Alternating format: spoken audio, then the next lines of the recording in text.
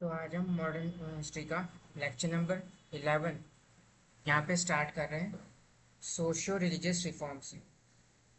ठीक है। अब यहाँ पे जब हम स्टार्ट करते हैं तो जब ब्रिटिशर्स इंडिया में आए थे इंडिया में आए थे तो बेसिकली यहाँ पे सबसे ज़्यादा जो ब्रिटिशर्स का रूल है उसको अगर जस्टिफाई करते हैं हम ज़्यादातर पब्लिक में, तो एक आर्ग्यूमेंट आता है कि जो ब्रिटिशर्स है वो इंडिया में जो सोशल रिफॉर्म यहाँ पे लाए। ब्रिटिशर्स जो इंडिया आए हैं वो यहाँ पे सोशल रिफॉर्म्स लाए हैं। ठीक है। तो ये बात 10% करेक्ट है, थोड़ी सी करेक्ट है, बाकी नहीं। तो इसका रीज़न क्या है कि जब ब्रिटिशर्स इंडिया में यहाँ पे आए तो हम इंडिया को हम दो पार्ट में डिवाइड करते हैं, सोशल और रिलीजियस।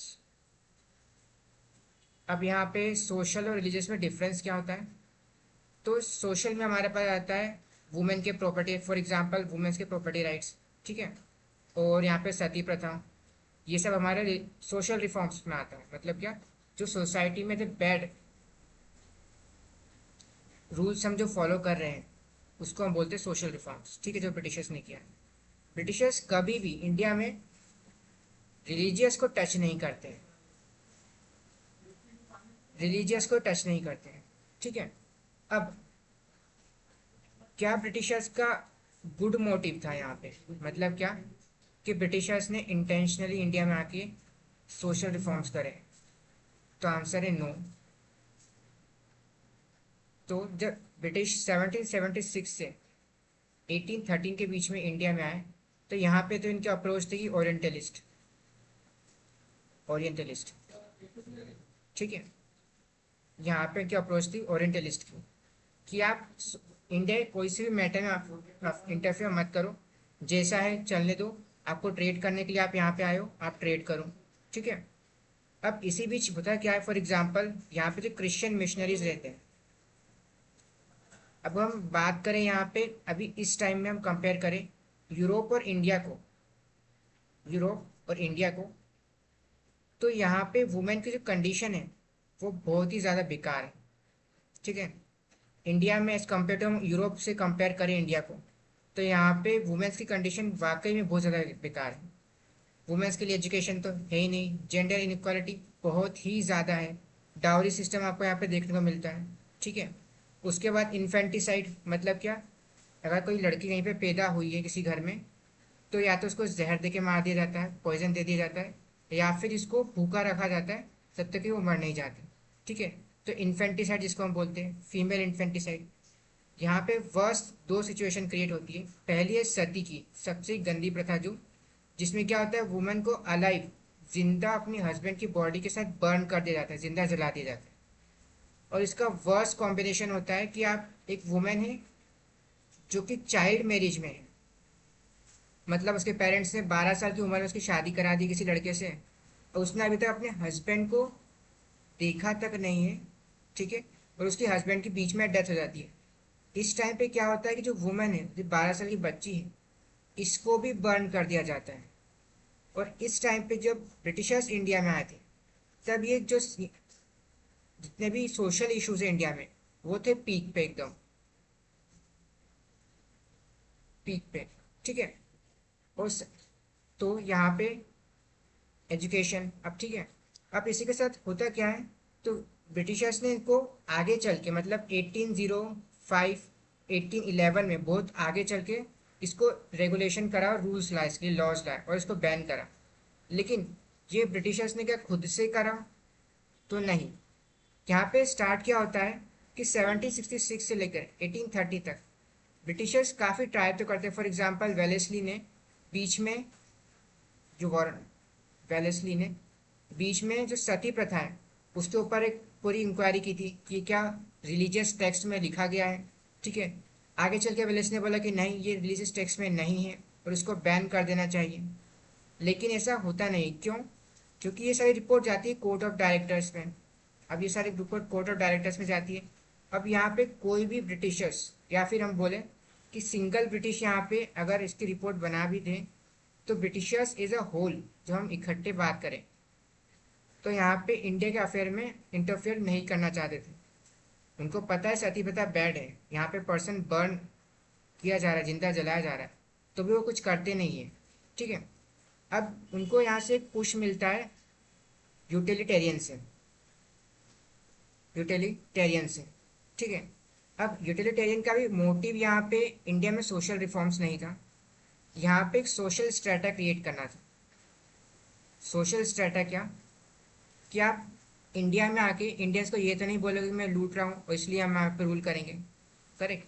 यहाँ पे वो आएंगे और बोलेंगे, ब्रिटिशर्स बोलते हैं कि देखो आपके यहाँ पे क्या क्या प्रॉब्लम हो रही है, एजुकेशन आप कितना कम है, जेंडर इनक्वालिटी नहीं है, सुपरस्टिशन में आप कितना बिलीव करते हो, सती प्रथा यहाँ पे, कंडीशन ऑफ विडोज की आप देख लो, चाइल्ड मैरिज देख लो, फीमेल इन्फेंटिसाइड देख लो, डाउरी सिस्टम देख लो। तो यूटिलिटेरियन क्या बोलते हैं कि ये हम रोकने के लिए आए, या फिर हम एक तरह से यहाँ पे बोलते हैं वाइट मैन बर्डन का यहाँ पे कंसेप्ट आता है। वाइट मैन्स बर्डन मतलब कि हम गोरा लोग इन ब्राउन लोग को जो है सुधारने के लिए और सिविलाइज्ड करने के लिए आए। ठीक है। लेकिन यूटिलिटेरियन कभी भी इन रिफॉर्म्स को लाने के लिए नहीं करते, कोशिश नहीं करते यहाँ पे, लेकिन इनका पुश मिलता है और प्रेशराइज किया जाता है मिडिल क्लास के द्वारा। मतलब क्या, जो ब्रिटिशर्स ने अपने फ़ायदे के लिए यहाँ पे मिडिल क्लास को एक तरह से मिडिल क्लास क्रिएट करी ताकि वो उनको प्रोटेक्ट करे, यहाँ पे इनको एजुकेशन प्रोवाइड करी। ब्रिटिशर्स ने मिडिल क्लास को एजुकेशन प्रोवाइड करी। ठीक है। यहाँ पे लिबरेशन, इक्वलिटी ये सब दिखाया, सिखाया। उसके बाद यहाँ पे ब्रिटिशर्स इंडियंस को एक मिरर दिखाते, यहाँ पे मिरर के सामने खड़ा करते और दिखाते, देखिए आप यहाँ पे क्या क्या है, सती प्रथा है, दलित सिस्टम यहाँ पे, डिप्रेस क्लास है, विडो मैरिज का सिस्टम बहुत बेकार है। ठीक है। डाउरी यहाँ पे बहुत है, एजुकेशन नहीं है आपके यहाँ पे। तो जब ये इंडियंस यहाँ पे देखते थे हाँ कि ये सब प्रॉब्लम्स हमारे यहाँ पे है। ठीक है। लेकिन जब यही इंडियंस जो मिडिल क्लास है ब्रिटिशर्स के साथ वर्क करती है और ट्राई करती है सुधारने का, तो ब्रिटिशर्स इसमें ज़्यादा फोर्स नहीं करते। तो यहाँ पे जो हमारी इंडियन मिडिल क्लास है वही इंडियन मिडिल क्लास और अपर क्लास है, वही आगे चल के यहाँ पे सोशल रिफॉर्म्स लाती हैं, ब्रिटिशर्स को प्रूव करती है। फॉर एग्जांपल सबसे बेस्ट एग्जांपल है राजा राम मोहन रॉय, जिन्होंने सती प्रथा को बैन करने के लिए ब्रिटिशर्स को काफ़ी पुश करा। उसी के बाद जाके जो है ब्रिटिशर्स ने फाइनली 1813 में, मतलब ब्रिटिशर्स कब से रूल करे, 1776 से 1876 वो बंगाल का इनका मिल गया था। इसके बाद भी इनको 50-60 साल लग गए सती प्रथा को रोकने के लिए। ठीक है। और वो भी कब, जब इंडियंस ने, मतलब जो मिडिल क्लास को जिन्होंने एजुकेट किया है, आप मिडिल क्लास को जो एजुकेट किया ब्रिटिशर्स ने, वो एक तरह से इन सोशल रिफॉर्म्स को लाने का काम करते हैं। ठीक है। अब यहाँ पे डिप्रेस्ड क्लास इशू भी होता है, मतलब क्या, अनटचेबिलिटी हमारे पास है, exploitation and oppression by the upper caste यहाँ पे होता है, lack of education, poverty and associated issues, lack of access to pilgrim centres and even common places, मतलब वॉशरूम और बाथरूम जैसी चीज़ इंडिया में होती है नहीं, सब खुले में जाते हैं। Lack of social mobility, worse affected by natural disaster and disease outbreaks, मतलब यहाँ पे प्रॉपर इंडिया मेडिकल सिस्टम 1776 तक डेवलप नहीं है। अगर हम कंपेयर करें यूरोप से, कि अगर आपके पास नेचुरल डिजास्टर आ जाता है कभी, तो यहाँ पे जो किंग है वो कैसे आपको हेल्प करेगा, कोई पॉलिसी आपके पास नहीं है। अगर कोई डिसीज महामारी कुछ फैलती है एकदम से, लाइक कोविड के टाइम कोविड फैली, उस टाइम पे कुछ और महामारी बीमारी फैली होगी, उसके लिए आपके पास कुछ भी नहीं सिस्टम। ठीक है। इसके बाद modern education, rise of education. अब यहाँ पे आगे चल के होता क्या है कि ब्रिटिशर्स मॉडर्न एजुकेशन प्रोवाइड करते हैं। अब यहाँ पे मिडिल क्लास इंटेलिजेंशिया मतलब यहाँ पे जो ब्रिटिशर्स मिडिल क्लास को क्रिएट करते हैं, एजुकेट करते हैं, यहाँ पे impact of British rule, pessimistic attitude towards activities of British and Christian missionaries, opposition to Western culture and prevailing religious and social ills। मतलब क्या, ब्रिटिशर्स यहाँ पे एक तरह से इंडियन को सुधारने की बजाय यहाँ पे नीचा दिखाने का काम करते हैं कि देखिए आगे सोसाइटी कितनी बेकार है। और हम इसको सुधार रहे, रेलवे आपको एजुकेशन प्रोवाइड करके, ये सब करके, ठीक है। लेकिन इसका पर्पस एक्चुअली सेकंड है। ये सिर्फ दिखाने के लिए, प्राइमरी पर्पस था ब्रिटिशर्स का, एक मिडिल क्लास क्रिएट की जा सके, ऑफिसर्स क्रिएट किया जा सके जहाँ पे ये हेल्प करे फॉर, ताकि इनको जो रूल करने में इंडिया में आसानी हो, और जो एक तरह से शील्ड का काम करे ब्रिटिशर्स की प्रोटेक्ट करने का, ठीक है, ठीक है। इसके बाद हम चलते तो आइडियोलॉजिकल बैकग्राउंड पे बात करें, तो यहाँ पे हम ओरिएंटलिज्म मतलब क्या, यहाँ पे ब्रिटिशर्स इंडिया में इंटरफेयर करते ही नहीं है। मतलब इंडिया के जो जितने भी ऑफिसेस हैं, स्ट्रक्चर है, सोशल स्ट्रक्चर, इसमें ब्रिटिशर्स कहीं पे भी इंटरफेयर नहीं करते। तो स्टार्टिंग में ये पॉलिसी ब्रिटिशर्स अपनाते हैं। इसके बाद आते हैं orientalist versus anglicist, debate whether to implement reforms और नॉट। मतलब यहाँ पे क्या चीज़ों को बदला जाए, रिफॉर्म्स लाया जाए या नहीं लाया जाए। इसके बाद आते हैं यूटिलिटेरियनिज्म मतलब क्या, यहाँ पे ये बताते कि यूरोप और वाइट लोग जो है सुपीरियर हैं, तो यूरोप की जो रेस है वो सुपीरियर है और इंडिया की डाउनग्रेड है, ठीक है। इसके बाद चेंजिंग गवर्नमेंट पॉलिसी। अब यहाँ पे आता है इन्फेंटिसाइड मतलब क्या, killing female infants by starving और पॉइजन, एफर्ट्स एंड इंटरवेंशन। तो Jonathan Duncan tried to curb by persuasion and monetary compensation. मतलब क्या, ब्रिटिशर रहते जोनाथन डंकन यहाँ पे ट्राई करते हैं कि जो इन्फेंटिसाइड है उनको मारने का रोका जाए, ठीक है। और साथ में कोशिश करते हैं, ट्राई करते हैं एक्चुअली, कि यहाँ पे जो कंपनसेशन है, मॉनेटरी कंपनसेशन, वो दिया जाए ताकि वो फीमेल जो डॉटर है उसको फैमिली जो है उसका पालन पोषण कर सके। लेकिन ये इम्प्लीमेंट नहीं होता है। फिर आगे चल के William Carey consulted the Hindu pundits and submitted a petition to immediately suppress the practice, ठीक है। Law was enacted. अब 1802 में जाके फिर फाइनली एक लॉ इनेक्ट होता है, रेगुलेशन ऑफ 6/1802, ठीक है। अब यहाँ पे लॉ इनेक्ट होना और ग्राउंड लेवल पे वो दिखना काफ़ी अलग, ठीक है। तो ब्रिटिशर्स इस तरह मतलब लॉ तो यहाँ पे दिखाने के लिए ले आते हैं, लेकिन इनका इम्प्लीमेंटेशन यहाँ पे नहीं होता है, क्योंकि ऑब्वियसली बात है, जो लॉज है मतलब कि अभी स्टार्टिंग में पुलिस तो जमींदार के पास रहती है, जमींदार के पास, आगे चल के जमींदार से पुलिस ले ली जाती है और दरोगा बनाया जाता है। लेकिन ये सब है कौन, वापस से यही स्टार्ट कर देते हैं इन्फेंटिसाइड्स, ठीक है। उसके बाद आते हैं हम सती प्रथा पे। Its origin can be trace between 5th century to 9th centuries सी, prevalent among all the castes in all three presidencies, self immolation of widows along the funeral pyre of her husband, ठीक है। इसके बाद efforts की बात करें कि सती प्रथा को हटाने के लिए क्या एफर्ट्स लगाए गए, तो 16th century onward Indian rulers including Akbar, Jahangir, Guru Amardas, Maratha chief Ahilya Bai, the Peshwas, the king of Tanjore and the Portuguese in Goa try to discourage this practice. Sati को हटाने की कोशिश करते हैं, लेकिन अभी भी कम्प्लीटली हटा नहीं है, ठीक है। नॉर्थ ईस्ट इंडिया में काफ़ी ज़्यादा पीक पे था ब्रिटिशर्स के टाइम पे।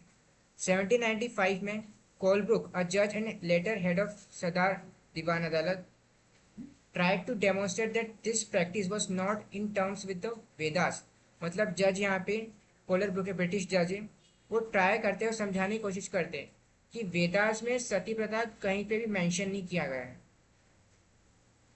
ठीक है। इसके बाद in 1797 the Midnapore district magistrate stop the burning of a child widow, ठीक है। In 1805 Wellesley conducted a court inquiry and found that sati was widely practiced and any measure to abolish it would create dissatisfaction। मतलब क्या, यहाँ पे Wellesley बोलते कि inquiry करी इन्होंने इस सती प्रथा को स्टॉप करने की कोशिश करना चाहिए, लेकिन अगर इसको स्टॉप करने की कोशिश की गई तो यहाँ पे wide abolish create wide dissatisfaction, यहाँ पे हमें प्रोटेस्ट देखने को मिल सकता है। और जिसकी वजह से होता क्या है कि इसको अबॉलिश अभी तक नहीं किया गया। फिर 1818 ऑनवर्ड्स यहाँ पे राजा राम मोहन रॉय जो अपना कैंपेन बिगेन करते अगेंस्ट सती, ठीक है। और देन फाइनली 1819 और 21 में टू जजेस of Supreme Court pleaded for an immediate separation of sati, ठीक है। तो यहाँ पे फाइनली 1829 में encouraged by the court of directors this practice was banned by the Bentinck in 1829। ठीक है, the regulation of 17 states the following. This practice is revolting to the feeling of human nature, illegal and punishable by crime courts. All the government servants and जमींदार are accountable। मतलब अगर सती प्रथा आपके इलाके में हुई, आपके एरिया में हुई, तो इसके अकाउंटेबल आपको माना जाएगा। ठीक है, इसके बाद स्लेवरी इंडिया में, लेकिन इंडिया और यूरोप का मतलब क्या, इंडिया और यूरोप में जो स्लेवरी कंसेप्ट है वो काफ़ी का बहुत ही ज़्यादा अलग है। मतलब क्या, अगर हम एक तरह से बात करें तो यूरोप में जो है कंप्लीट, फॉर एग्जांपल लाइफ एक तरह से कि आप इतना ज़्यादा स्लेवरी थी कि यहाँ पे एक तरह से एक पर्सन स्लेव है तो वो मैरिज करेगा नहीं करेगा, ये सब कौन, एक तरह से उसका जो मास्टर होता था वो डिसाइड करता था। लेकिन इंडिया में जब हम बात करें स्लेवरी की, तो इस तरह एक वर्ड कोई सिस्टम स्लेवरी था नहीं इंडिया में।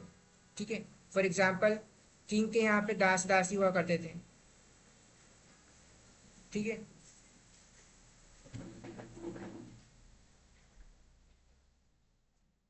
दास दासी हुआ करते थे। उसी का साउथ इंडिया में देवदासी सिस्टम हुआ करता था,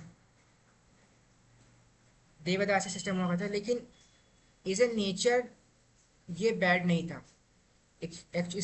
इन सब का एक्चुअली क्या हुआ, एक्सप्लॉयटेशन यहाँ पे किया गया, मतलब क्या, फ़ायदा उठाया गया। अब यहाँ पे फॉर एग्जांपल एक फार्मर है तो एक तरह से हम उसको स्लेव बोल सकते हैं, लेकिन जो ब्रिटिशर्स की डेफिनेशन जो है, अगर ब्रिटिशर्स अपनी डेफिनेशन इस पर लाएंगे तो वो करेक्ट इंडियन के केस में नहीं है। क्योंकि जो ज़मींदार हैं वो फार्मर की लाइफ को कंप्लीट रूल नहीं करता है, लेकिन इकोनॉमिक पॉलिसी से अपनी, मतलब क्या, उसका अगर रेवेन्यू पे नहीं करा है तो उसका लैंड हड़प लेगा, लोन पे नहीं करा है तो लैंड ले लेगा।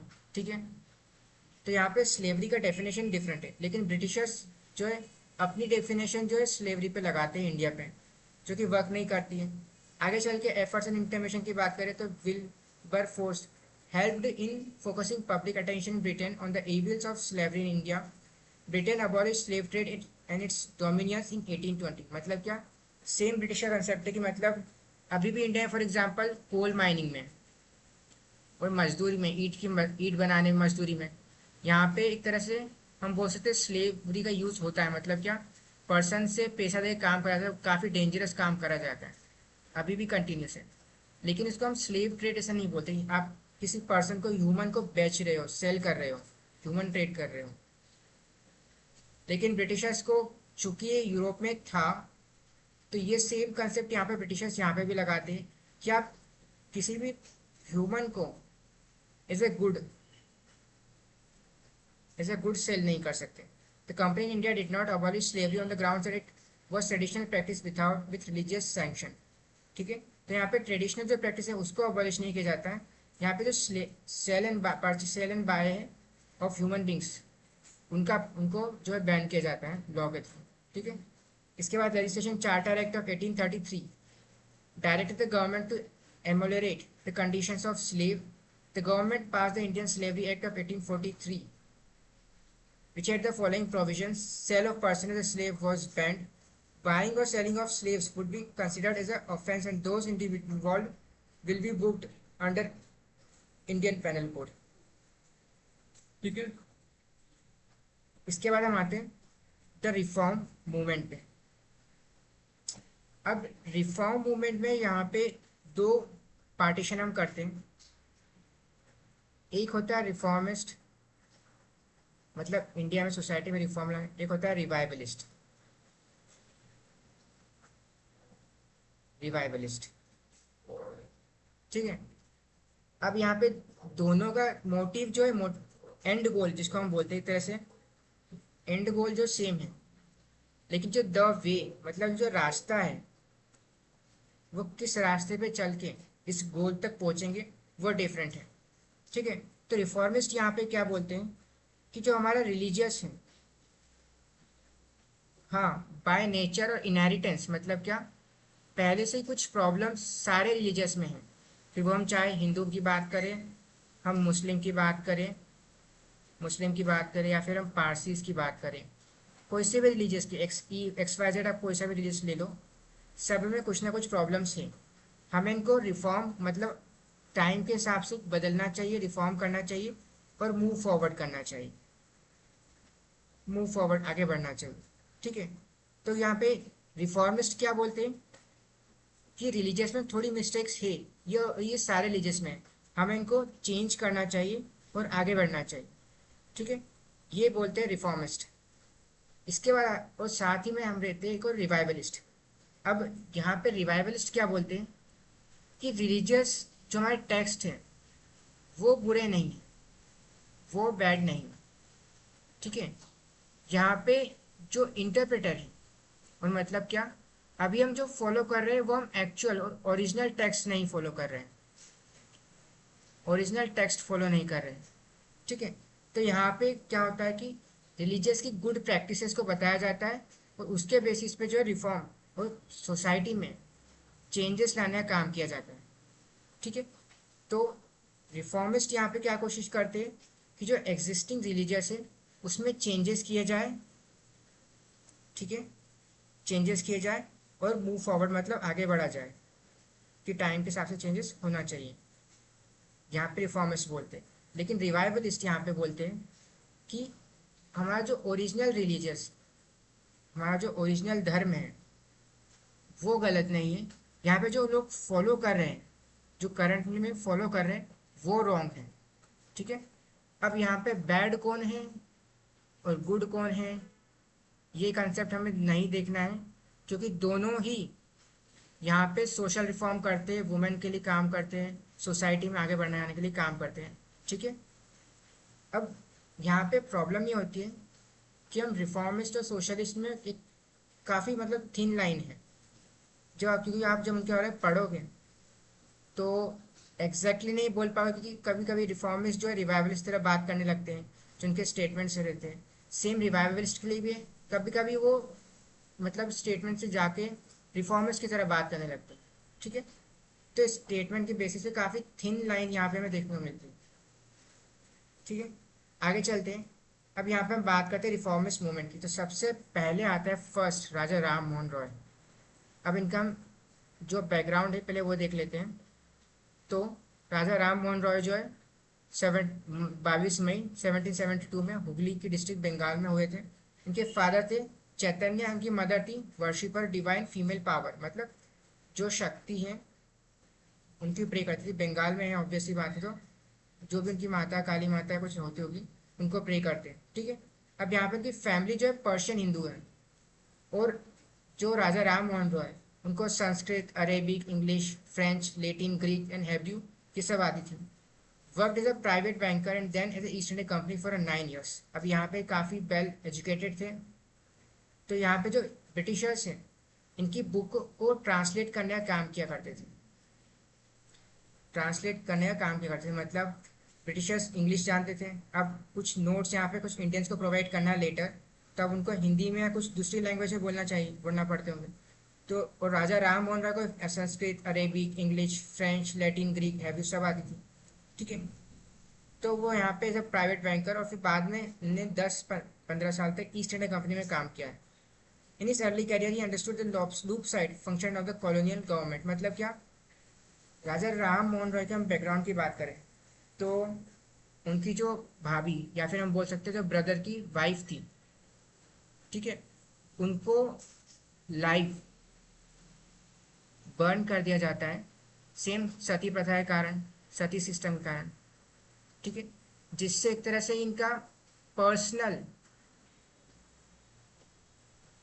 पर्सनल चैलेंज लेते हैं कि ये, और एक तरह से मोटिवेशन और क्या बोल सकते हैं कि प्रोत्साहन कुछ उनको मिलता है, जिसकी वजह से या पर्सनली सती प्रथा को बिल्कुल ही ख़त्म करना चाहते थे इंडियन से, जो कि एक तरह से बैड है, काफ़ी बुरा है। ठीक है, तो यहाँ पे in November 1830 he left for England. In 1833 Roy died in England and the activities of Samaj faded. अब यहाँ पे राजा राम मोहन राय ब्रह्मो समाज क्रिएट करते हैं। ठीक है, अब इसी बीच जब 18 उन्होंने जब 10-15 साल ब्रिटिशर्स के यहाँ काम करा, तो उन्होंने कॉलोनियल सिस्टम का लूप साइड देखा। मतलब क्या कि ब्रिटिशर्स बोल तो रहे कि हम आपके लिए एजुकेशन वगैरह वह सिस्टम लाए, लेकिन वो चीज़ें इम्प्लीमेंट नहीं कर रहे हैं। क्योंकि राजा राम मोहन राय ने ब्रिटिश को ज्वाइन करने का रीज़न सबसे बड़ा यही था उनका, कि वो उनको सती प्रथा को अबॉलिश करने में हेल्प करे। लेकिन ब्रिटिशर्स ऐसा करना नहीं चाहते थे। रीज़न सिंपल है कि वो पब्लिक मैटर में इंटरफेयर नहीं करना चाहते थे। ठीक है, तो यहाँ पे हम आइडियोलॉजी की बात करें तो religious contribution, he substituted scriptures for the priest as sources of proper knowledge, translated the Vedas and the five Upanishads into Bengali and English, attacked the rigidness of the caste system, rejected the missionary claims to superiority of Christianity. In 1817, he supported David Harry to set up Hindu College. Monotheism and anti-idolatry of Islam, Sufism, ethical teaching of Christianity, and liberal and rational doctrine of the West. मतलब क्या, यहाँ पे जब बात करें राजा राम मोहन रॉय की, तो उन्होंने ऑफकोर्स कि उन्होंने मुस्लिम कल्चर को भी पढ़ा है, सूफिज्म को पढ़ा है, इस्लाम को पढ़ा है, यहाँ पे क्रिश्चियनिटी को भी पढ़ा है, और जो वेस्ट में लिबरल और रैशनल डॉक्ट्रिन्स जो वहाँ पे आई थी उनको भी उन्होंने काफ़ी अच्छे से स्टडी कर रखा है। ठीक है, तो यहाँ पे लिटरेरी कंट्रीब्यूशन वो यहाँ पे करते हैं 1805 में Tuhfat ul Muwahhidin analysis various religions in the light of reason and social comfort. 1809 wrote a gift of monotheist, मतलब क्या, यहाँ पे बात करते हैं कि भगवान एक है, गॉड सिंगल है। ठीक है, इसको हम बोलते हैं monotheist. In 1821 established the first bilingual Brahmanical magazine to express his opinions. Sambad Kumudi was a Bengali weekly pro-reformist। ठीक है, इनकी मैगजीन का नाम। इसके बाद 1817 में ये सेटअप है Hindu college in Calcutta along with David Hare. 1822 में founded the Anglo Hindu school. 1825 में founded the Vedanta college at Calcutta where he introduced mechanics and volatile philosophy. 1830 में he helped Alexander Duff to establish the Scottish church college. ठीक है, इसके बाद ये आत्मीय सभा founded in 1815। Atmiya Sabha means friendly association. First attempt to, यहाँ पे राजा राम मोहन रॉय जो है यहाँ पे फर्स्ट अटेम्प्ट टू स्टैब्लिश और organizational base. It was private informal society which functioned at his residence. Members recited Hindu scriptures, sang hymns, and held discussions on religious and social issues. Dwarkanath Tagore जो कि रविंद्रनाथ टैगोर के फादर भी हैं, वो यहाँ पे इसको ज्वाइन करते हैं। इसके बाद प्रसन्न कुमार टैगोर, प्रिंदन Mitra, Nanda Kishore Bose and some other Bengali intellectuals were part of Sabha. Promoted free and collective thinking, denounced orthodoxy. Society ceased to meet in 1890. 1890 के बाद से सोसाइटी मीट करना बंद हो जाती है। इसके बाद आगे चल के ब्रह्मो समाज क्रिएट होती है। ये ब्रह्मो समाज को क्रिएट करते हैं, जिसमें 9 years after the closure of Atmiya Sabha बंद होने के बाद ही ऑर्गेनाइज्ड इट। फर्स्ट मीट जो है 20 अगस्त 1829 को होती है। Open to everyone but majority of attendance पर बंगाली ब्राह्मण्स। Till 1830 यहाँ पे no membership, no creed and no formal organization. From January 1830, the Sabha began to function as an organization from its own building. ठीक है, इसके बाद ideology की बात करें तो जो सभा है उसकी आइडियोलॉजी क्या आती है? मेन थीम है निर्गुण संपन्न सपना। Discarded the concept of divine अवतार, यहाँ पे मतलब भगवान विष्णु ये सब नहीं होते, अवतार को जो इन्होंने एक्चुअली मना कर दिया था। Purpose was to purify Hinduism. यहाँ पे प्रमोटेड मोनोथिज्म, मतलब क्या, यहाँ पे बोलते कि भगवान का कोई रूप या आकार नहीं है और भगवान बहुत सारे नहीं है, सिर्फ सिंगल है, एक है। ठीक है, इसके बाद new society was to be based on the 2 pillars of reason and the Vedas and the Upanishads.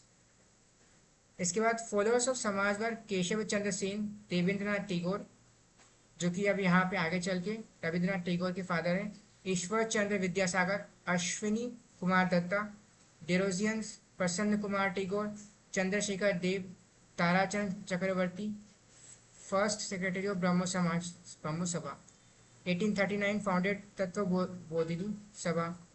Tattvabodhini Sabha and its organ of Tattvabodhini Patrika promoted a systematic study of Indian past and Bengali language. After Roy's death, Devendranath Tagore headed Brahmo Sabha Tagore and repudiated the doctrine that the Vedic scriptures were infallible. अब यहाँ पे जब हम बात कर रहे हैं देवेंद्रनाथ टैगोर की, देवेंद्रनाथ टैगोर की, तो इनका एक ऑब्जेक्टिव था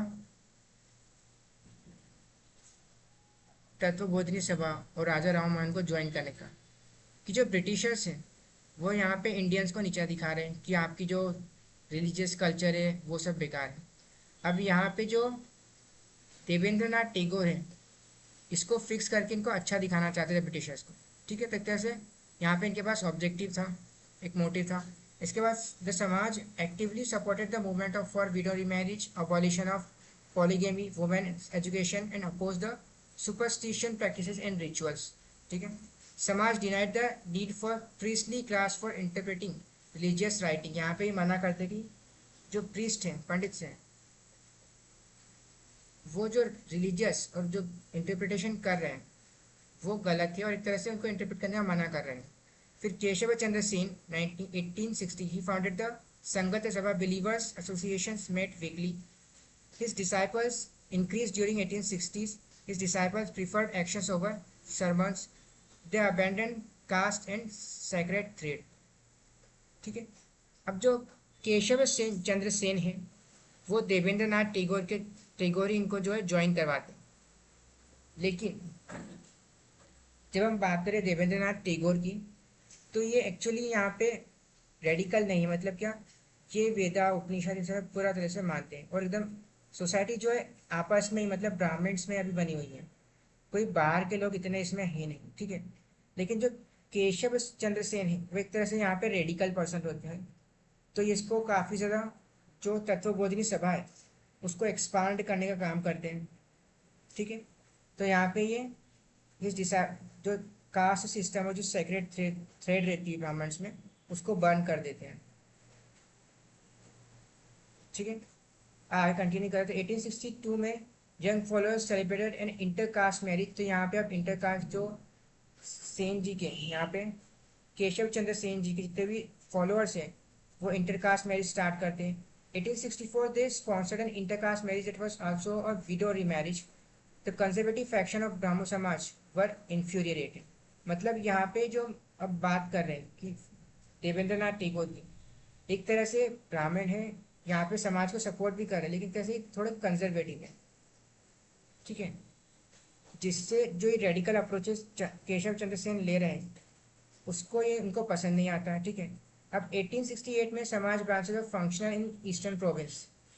इन 1872 Samaj extended throughout the Gangetic plain and are limited influence in south and west. ठीक है, इसके बाद ब्रह्म समाज आगे चल के, अब चूंकि केशव चंद्र सेन यहाँ पे जो रेडिकल अप्रोचेस यूज़ कर रहे हैं वो देवेंद्रनाथ टैगोर को पसंद नहीं आती हैं। ठीक है, तो यहाँ पे आगे चल के जो देवेंद्रनाथ टैगोर हैं वो उनको यहाँ से निकाल देते हैं, समाज से, तत्वबोधि सभा से निकाल देते हैं, और ब्रह्मो समाज से। तो यहाँ पे ब्रह्मो समाज जो है दो पार्ट में स्प्लिट हो जाती है। Keshab Chandra Sen M Bose left the Samaj and started the Brahmo Samaj of India 1866 में। वही अंडर देवेंद्रनाथ टैगोर ब्रह्मो समाज वाज नोन एज आदि ब्रह्मो समाज, जो कि आगे चल के एकदम बिल्कुल खत्म हो जाएगी।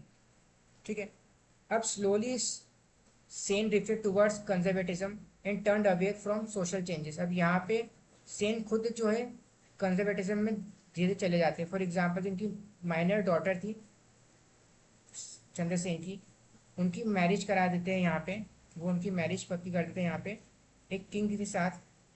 ठीक है, जिसका अब इनके जो फॉलोअर्स हैं वो काफ़ी अच्छा फील नहीं करते हैं, क्योंकि जिनकी डॉटर है वो माइनर है। ठीक है, तो in 1865 the Samaj weekly meetings were conducted the Tagore residence. Sacred threads were allowed in those meetings. Keshab Chandra Sen faction opposed this. Devendranath Tagore did not like this proposal and dismissed Sen from the post of acharya. ठीक है, इसके बाद causes की बात करें तो Keshab Chandra Sen soon began to glorified an incarnation. मतलब खुद को यहाँ पे केशव चंद्र सेन है खुद को भगवान बताने लगते। ठीक है, अब 1878 में he married own minor daughter to raja of Cooch Behar. अब यहाँ पे in May 1878 a band of followers of the Samaj started Sadharan Brahmo समाज। अब यहाँ पे हमें वापस से जो ब्रह्मो समाज है जो केशव चंद्र सेन ने बिगिन करा है, उसमें वापस से हमें एक स्प्लिट देखने को मिलता है जिसमें उनके फॉलोअर्स बाहर निकल जाते हैं और साधारण ब्रह्मो समाज यहाँ पे बनाते हैं। और जो ब्रह्मो समाज है वो ग्रेजुअली कंप्लीटली खत्म हो जाती है। ठीक है, it activities after the second split. इसके बाद हम आते हैं साधारण ब्रह्मो समाज पे। It inherited the majority of branches and followers. It continued in its welfare activities and weekly Sunday services. 1891 में क्या होता है, Das Ashram was open for welfare activities. It further expanded in South India and even in England and America. The Samaj continue to function in the 20th century but new trends of thought and replace the Brahmo Samaj by then.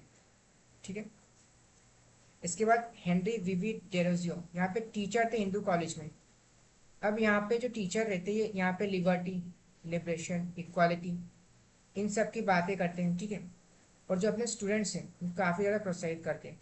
तो started the young Bengal movement. मतलब यहाँ पे जो teacher हैं Henry Vivian, वो खुद तो ज़्यादा कुछ नहीं कर पाते, लेकिन उनके वर्ड्स, उनकी टीचिंग से इंस्पायर होकर जो इनके स्टूडेंट्स हैं वो यहाँ पे रेडिकल अप्रोचेस लेने लगते हैं। मतलब क्या, रिफॉर्म्स लेने लगते हैं। Inspired by French revolution had radical thoughts of liberty and freedom. अब यहाँ पे इशू ये क्रिएट होता है कि जो इनकी सोच है, उनकी थॉट है, जो सोच है, वो इस टाइम से काफ़ी आगे है। मतलब क्या, यहाँ पे डायरेक्ट बात करने लगते हैं फ्रीडम की, आज़ादी की, ब्रिटिश को हमें छोड़ देना चाहिए। लेकिन ये सब अभी इंडियंस नहीं समझते हैं। ठीक है, तो इनकी एक तरह से हम बोल सकते हैं सोच जो काफ़ी आगे की है। Derozio was perhaps the first nationalist poet of modern India. ठीक है, due to his early demise, the movement came to an end. S.N. Banerjee described the Derosians as the pioneers of the modern civilization of Bengal, the conscript father of our race, whose virtues will excite veneration and whose failings will be treated with the gentlest consideration. ठीक है, तो यहाँ पे जो उनके students रहते हैं Henry Vivian के, यहाँ पे वो स्टार्ट करते हैं the young Bengal movement. Question the authority of British presence in India, यहाँ पे क्वेश्चन करते हैं, यहाँ पे वॉइस उठाते हैं, equality, freedom, oppose customs, demanded Indians for high post. यहाँ पे मतलब इंडियंस को जो ऑफिसर्स की, आईसीएस, इंडियन सिविल सर्विस की हाई पोस्ट जो ब्रिटिशर्स ने एकदम रोक रखी है, उसकी डिमांड करते हैं। Carried forward royals tradition of public education of social, economic and political questions, adopted radical methods. Derosi's students were collectively called Young Bengal. They were a group of Bengali free thinkers. Published a few journals like Parathenion, Hesperus, Inquirer, Hindu, Pioneer, Quill, the Bengal Spectator. Expressed the frustration against the unequal political status of natives and Europeans. They formed the Society for Acquisition of General Knowledge in 1838. This society attacked caste prejudices, कुलीन polygamy, मतलब यहाँ पे जो man काफ़ी सारी women से marriage करते हैं उसके अपोज में आवाज़ उठाई। Child marriage in other social evils. ठीक है, इसके बाद रीजन फेलियर क्या क्या है। Society was not right to accept the propaganda of social reform. मतलब क्या, अभी इंडियन सोसाइटी जब 18th सेंचुरी में बात कर रहे हैं तो इतनी ज़्यादा इवॉल्व नहीं हुई थी कि इनके जो बातें बता रहे उनको समझ सकें। Late patronage in support of educated middle class, यहाँ पे जो एजुकेटेड मिडिल क्लास ज़्यादा की सपोर्ट इनको नहीं मिला। Fail to establish a link with masses. Their course of action was too radical which force the British to take serious measures. ठीक है, इसके बाद आते हैं ईश्वर चंद्र विद्यासागर।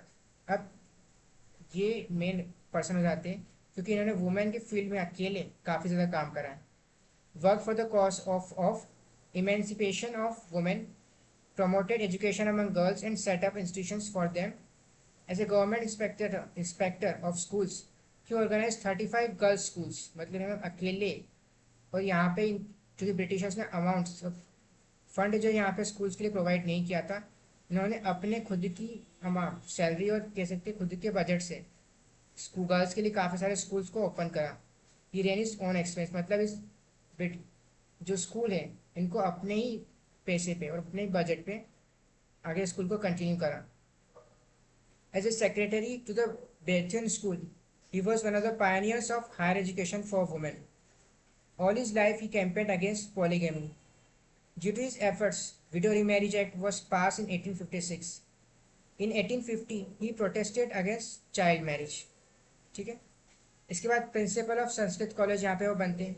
ही open the gates of the Sanskrit college to non Brahmin student. यहाँ पे अब non Brahmins के लिए भी संस्कृत को ओपन किया जाता है। To free Sanskrit studies from the harmful effects of self impose isolation, he introduced the study of Western thought in the Sanskrit college. He also helped found a college which is now named after him. He also devised a new Bengali primer, evolved a new prose style. ठीक है, मतलब कि एक book यहाँ पे बनाते हैं जो कि पढ़ाते कैसे हैं, स्टडीज के लिए बच्चों को हेल्प कर सकें। ठीक है।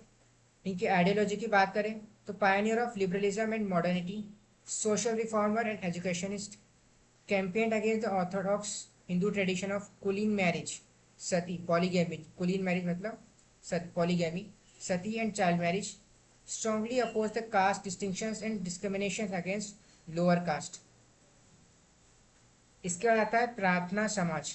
अब founded by Dadoba Tarkhadkar and his brother Atmaram Panduram in 1867 at Bombay, assisted by Keshav Chandra Sen, who visited Maharashtra to make people believe in monotheism, parallel to Brahmo Samaj. यहाँ पे फॉर्मेशन की बात करें तो its success was guided by Sir Ramakrishna Gopal Bhandarkar and a noted Sanskrit scholar Narayan Chandrakar and Justice M.J. Ranade. It became popular after Ranade joined. The main reforms were the intellectuals who advocated reforms of the social systems of Hindus. इनकी ideology की बात करें same monotheism, social and cultural reforms, didn't regard the Vedas as a divine infallible, मतलब यहाँ पे ये वेदास और इनमें बिलीव नहीं करते। ठीक है। प्राथमिक समाज में use the hymns of old Marathi poetician like Namdev Tukaram in their prayers, syncretistic acceptance of all religions, यहाँ पे सारे रिलीजन्स को मानते हैं। Maintain its distinction from Brahmos of Bengal, मतलब यहाँ ब्रह्मो समाज जो है उनसे अलग रखते हैं अपने आप को। MJ. Ranade pointed out that it's peculiarity was that it did not to break with the past and cease all connection with our society. Modernization was to accommodate within the traditional space. यहाँ पे हम बात करें Shiv Narayan Agnihotri and Dev Samaj की, तो Agnihotri was an active member of Brahmo Samaj in 1865 and worked tirelessly for various reforms movements started by it. 1887 में ये formed a new society, देव समाज. देव समाज was originally established as theistic social society, but later it emerged as an atheistic society, denying the existence of God and emphasizing ethical conduct. ठीक है, तो यहाँ पे God को मानने से मना कर देते हैं Shiv Narayan Agnihotri and Dev Samaj. The society emphasize in the eternity of the soul, the supremacy of the guru. यहाँ पे आप गॉड को मानने से मना करते हैं और यहाँ पे जो गुरु है उनको सुपीरियर बताते हैं. ठीक है. It called for an ideal social behaviour such is not accepting bribes, avoiding intoxicants and non vegetarian food and observing non violence. Its teachings were compiled in a book देव शास्त्र. ठीक है. इसके बाद हम कहते हैं इंडियन सोशल रिफॉर्म कॉन्फ्रेंस की, तो founded by M J. Ranade and Raghunath Rao, met annually from 1887 to 1895. अब इंडियन सोशल रिफॉर्म्स जो है कांग्रेस की जो मीटिंग होती थी उसके साइड बाय साइड होती थी. तो 1895 part of the INC sessions at the same time venue. It regularly voice for social and economic reforms. अब यहाँ पे इंडियन सोशल कॉन्फ्रेंस जो है फर्स्ट टाइम इकोनॉमिक रिफॉर्म्स की भी बात यहाँ पे इंडिया में करती है. Conference advocated intercaste marriages and opposed polygamy etcetera. ठीक है. यहाँ पे आता है Behramji Merwanji Malabari, an Indian poet, publicist, author and social reformer. He published volumes of poems in Gujarati from 1975, ardently advocated for the protection of rights of women and against child marriage. He pointed out that the Hindu priesthood was misinterpreting the Upanishads and Vedas. मतलब क्या, यहाँ पे ये बोलते हैं कि Hindu priest जो है यहाँ पे जो उपनिषद और वेदास है इनको गलत तरह से समझा रहे हैं और मिस इंटरप्रेट कर रहे हैं. ठीक है. इनकी कंट्रीब्यूशन की बात करें तो in 1884 Malabari publish a set of notes on infant marriage and enforced widowhood. His relentless efforts culminated in the enactment of the Age of Consent Act 1891, acquired and edited Indian Spectator. ठीक है, इसके बाद सेवा सदन, he founded a सेवा सदन in 1908 along with friend दीवान दयाराम विदुमल. सेवा सदन तो यहाँ पे फाइंड किसने करा है, तो बैरम जी मेहरबान जी ने. ठीक है, तो सेवा सदन बनाते specialise in taking care of those women who were exploited and then discarded by society. ठीक है, इसके बाद आते हैं गोपाल हरि देशमुख. इनकी आइडियोलॉजिकल आउटलुक की बात करें तो attacked Hindu orthodoxy and supported social religious equality, advocated the reorganization of Indian society based upon rational principles and modern humanistic and secular values. यहाँ पर क्या स्टेटमेंट है, if religion does not sanction social reforms then change religion. ठीक है, तो काफ़ी एक तरह से रेडिकल पोजीशन यहाँ पे ये लेते हैं. He was born to a Chitpavan family in Maharashtra, studied at Pune English Medium School, became an outstanding champion of new learning and social reform in Maharashtra, became famous by the pen name of Lokhitwadi. ठीक है, contributions की बात करें तो started a weekly Hitechhu, played a leading role in periodicals Gyan Prakash, Hindu Prakash and Lokhitwadi. His 100 letters, the famous Shatpatre, between 1848 to 1850, was published in Prabhakar, a Marathi weekly. These letters highlighted the numerous dimensions of reform needed for the Indian society. आगे चले तो पंडिता रामाबाई सरस्वती. अब इनको हम उस time पे एक independent women बोल सकते हैं. ठीक है, तो इनका जन्म जो है 1858 में चिटपावन ब्राह्मण फैमिली में हुआ था. She was orphan at early age. She travelled along the country to recite Sanskrit scriptures, मतलब यहाँ पे जो संस्कृत स्क्रिप्चर्स है इनको ट्रांसलेट करने का काम करा है. शी हरसेल्फ वॉज विडोड, मतलब उनकी जो मैरिज के 2 साल बाद ही उनके हस्बैंड की डेथ हो गई थी. But managed herself as independent women. Was a social reformer who worked for the education of women and their emancipation. ठीक है, इनका कंट्रीब्यूशंस की बात करें तो 1878 में Calcutta university conferred her titles of Pandita and Saraswati for her Sanskrit works. Founded Arya Mahila Samaj, Arya women society, promoted women education and stop child marriage. अब यहाँ पे जो हम सोशल रिफॉर्म्स की जब बात कर रहे हैं, सोशल रिफॉर्म्स में वुमेन की बात तो करी जा रही है. यहाँ पे जितने भी सोशल रिफॉर्म्स है इसमें हम वुमेन की बात तो करें, लेकिन वुमेन्स एक भी नहीं है. तो पंडिता रामाबाई सरस्वती जो है फर्स्ट वुमेन यहाँ पे बनती है जो खुद से एक तरह से यहाँ पे सोशल वुमेन्स के लिए सोशल रिफॉर्म करना स्टार्ट करती है, वो भी अपने खुद के लिए. ठीक है, तो स्टेटमेंट याद रखने का है कि सोशल रिफॉर्म्स में वुमेन की हम बात तो कर रहे हैं, उनको जो सोसाइटी में उनके लिए इम्प्रूव करने की कोशिश तो कर रहे हैं जितने भी रिफॉर्मिस्ट हैं, लेकिन उनमें से एक भी रिफॉर्मिस्ट में वुमेन खुद नहीं है. ठीक है, इसके बाद founded Arya Mahila Samaj. Seva Sadan establish by Ramabai Ranade, specialise in taking care of women who were exploited and discarded by society. तो यहाँ पे हमारा सोशल रिफॉर्म फिनिश होता है.